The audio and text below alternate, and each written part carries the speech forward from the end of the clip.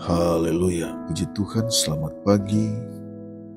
Kembali kita jumpa pagi hari ini dalam program Doa Pagi GPDI Budi Mulia.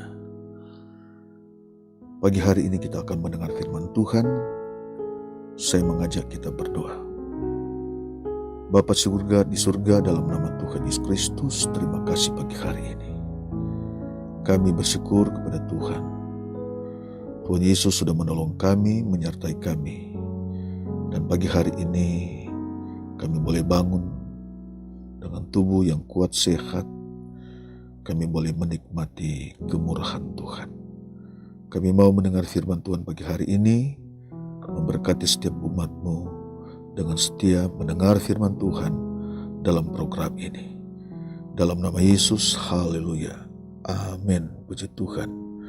Firman Tuhan terdapat dalam Matius 4 ayat yang ketiga, Matius 4 ayat yang ketiga. Lalu datanglah si pencoba itu dan berkata kepadanya, "Jika engkau anak Allah, perintahkanlah supaya batu-batu ini menjadi roti." Sudah dikasih Tuhan, dalam pembacaan firman Tuhan pagi hari ini, kalau kita lihat dari ayat 1 sampai 2, di mana Yesus dibawa oleh Roh ke padang gurun untuk dicobai. Di padang gurun Yesus berpuasa selama 40 hari 40 malam. Saudara, dalam puasa ini iblis sangat mengetahui bahwa pasti Yesus akan sangat lapar, apalagi menghadapi padang gurun yang sangat gersang. Kalau siang panas dan malamnya menghadapi angin dan membuat badan sangat kedinginan. Dan di saat Yesus lapar, secara manusia adalah kesempatan iblis mencoba Yesus agar membuat batu-batu menjadi roti untuk menjadi makanan. Saudara, Yesus bisa melakukan mujizat di hadapan iblis. Namun bukan itu menjadi tujuan Yesus. Sedangkan tujuan iblis ingin membelokkan agar Yesus gagal dalam menjalankan ketaatan dan melakukan kehendak Allah. Namun Yesus memiliki kekuatan roh dan firman. Dan Yesus mampu mengalahkan si pencoba itu, yaitu iblis. Kekuatan godaan iblis tidak bisa menghadapi kekuatan roh dan kekuatan firman yang ada dalam diri Yesus. Meskipun secara manusia pada waktu itu Yesus merasa lapar karena sudah berpuasa 40 hari 40 malam. Haleluya. Bapak, Ibu, Saudara yang dikasihi oleh Tuhan, melalui renungan firman Tuhan atau pembacaan firman Tuhan pagi hari ini, kita dapat mengambil hikmah. Kita dapat mengambil suatu pelajaran bahwa dalam perjalanan kehidupan kita, kekristenan kita, sebagai orang-orang yang percaya kepada Tuhan Yesus Kristus, kita tetap menjadi umat yang berjaga-jaga, menjadi umat yang waspada. bahwa iblis selalu mencari-cari kesempatan dalam setiap kelemahan kita, dalam setiap pergumulan kita, dalam setiap kesulitan-kesulitan kita. Dan kalau kita lihat di dalam 1 Petrus pasal 5 ayat 8. 1 Petrus pasal 5 ayat 8 mengatakan, sadarlah dan berjaga-jagalah, lawanmu si iblis berjalan keliling sama seperti singa yang mengaum-aum dan mencari orang yang dapat ditelannya. Ini kita melihat firman Tuhan menyatakan bahwa kita harus berjaga-jaga, bahwa kita harus waspada. Waspada dalam kehidupan kita, waspada dalam perjalanan iman kita, perjalanan percaya kita, bahwa lawan kita si iblis terus mencari siapa yang dapat ditelannya, siapa yang dapat dilumpuhkannya, siapa yang dapat ditelannya, kata firman Tuhan. Saudara, sudah pasti dalam perjalanan iman kita, perjalanan kekristenan kita, kehidupan kita. Karena firman Tuhan sudah katakan bahwa kita menjadi umat yang waspada. Kita menjadi umat yang berjaga-jaga. Apalagi di akhir-akhir ini, terlalu banyak godaan, terlalu banyak ajakan-ajakan iblis disodorkan dalam kehidupan kita, agar kita jauh dari Tuhan, agar kita tidak lagi melakukan kehendak Allah, kita tidak lagi hidup di dalam kebenaran.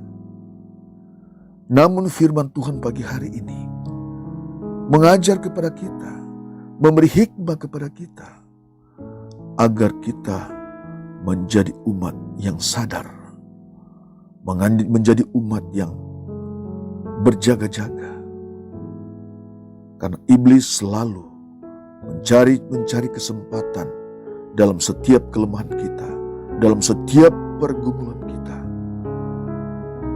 untuk melumpuhkan saudara. Saudara sekalian, ada langkah-langkah firman Tuhan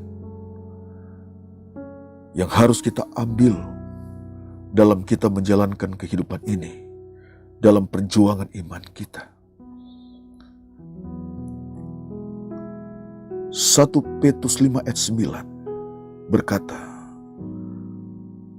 ini hal yang pertama yang harus ada di dalam kehidupan kita.